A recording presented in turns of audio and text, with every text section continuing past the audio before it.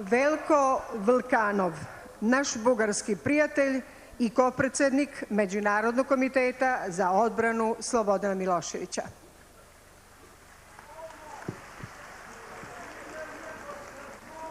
Уважаеми другарки и другари, скъпи сръбски братя и сестри!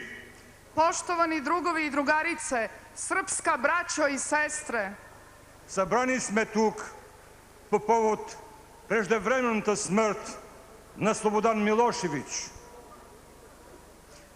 Okupili smo se ovde povodom prevremene smrti Slobodana Miloševića. Скръбта ни е голяма. Загубихме скъп приятел и другар. Naša žalost je velika. Izgubili smo dragog prijatelja i druga. Но чувството на болка е примесено с чувството на гняв и потресение. Ali osjećaj bola je pomešan sa osjećanjem gneva i potresenosti. Защото Милошевич не просто умря, той бе убит. Jer Milošević nije jednostavno umro, on je bio ubijen.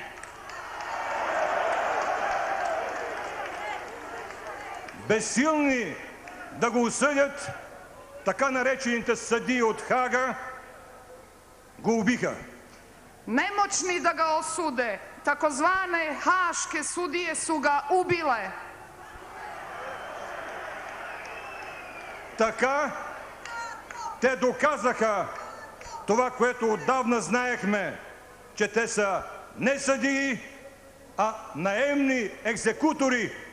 Na taj način su dokazali ono što smo odavno već znali, da oni nisu sudije, već najamnici, egzekutori. Искам обаче да кажа ясно и определено. Убиха го чужди, но го предадоха свои. Želim da jasno i glasno kažem, ubili su ga strani, ali su ga izdali svoji. И това прави смъртта му още по-болезнена за нас. I to čini njegovu smrt još žalosnijom po nas. Палачите, другарки и другари, дами и господа, са не само жестоки. Dželati, drugarice i drugovi, dame i gospodo, nisu samo surovi. Те са най-често и много глупави. Oni su često i mnogo glupi. Те се надяваха, че като убият тялото на Милошевич, ще убият и неговия дух. Nadajući se da ako ubiju telo Miloševića, da će ubiti i njegov duh.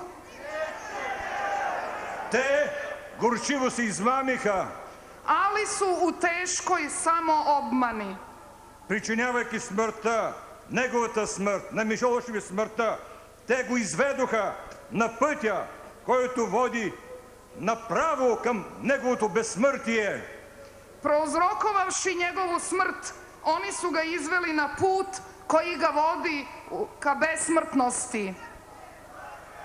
Слободан Милошевич влезе в историята на своя народ, за да остане там завинаги. Slobodan Milošević je otišao u istoriju svog naroda da tamo zauvek i ostane. От днес той ще бъде един от най-мощните фактори в живота на сръбския народ и сръбската държава. Od danas on će biti jedan od najmoćnijih faktora života srpskog naroda i države. Изправени пред тленните останки на големия син на сръбския народ, на всички балкански народи, на нашето семейство, на човечеството, ние сме изпълнени не само с чувството на болка, гняв и потресение, но и с чувството на гордост. Uspravni stojimo pred zemnim ostacima velikog sina srpskog naroda, svih balkanskih naroda, celokupne slovenske porodice, čovečanstva u celini. Ispunjeni smo ne samo osjećanjima bola i potresenosti, već i ponosa. Ние сме горди, че нашият приятел и другар Слободан Милошевич се изправи като титаничен Давид срещу зловещия Голият, световния империализъм в лицето на Съединените американски щати и НАТО. Mi smo ponosni što se naš prijatelj i drug uspravio kao titanski David protiv zlokobnih Golijata, svetskog imperijalizma oličenog u Sjedinjenim Američkim Državama i NATO paktu. На ранната битка той загуби живота си, но спечели велика морална победа. Една победа, която е победа за всички нас.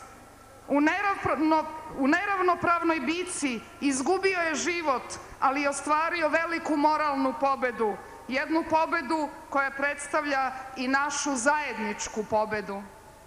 Няма да сгреша, ако кажа, че Слободан Милошевич повтори подвига на великия българин Георги Димитров, но за съжаление при много по-тежки условия. Neću pogrešiti ako kažem da je Slobodan Milošević ponovio podvig velikog Bugarina Georgi Dimitrova, ali nažalost u mnogo težim uslovima. Фашизмът днес се очертава да бъде далеч по-страшен от фашизма от вчера. Fašizam danas pokazuje se da je mnogo gori od fašizma juče. Това изисква ние да продължим с удвоени усилия борбата на Слободан Милошевич. To zahteva od nas da uložimo dvostruke napore u nastavljanju borbe Slobodana Miloševića. Милошевич умря. Да живее Милошевич! Milošević je umro! Živeo Milošević!